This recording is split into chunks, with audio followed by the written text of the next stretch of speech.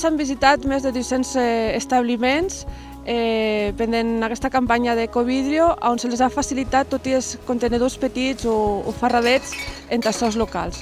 I un d'aquests ferradets que s'inserta en els contenidors gran i de Bacri en el sistema molt més fàcil.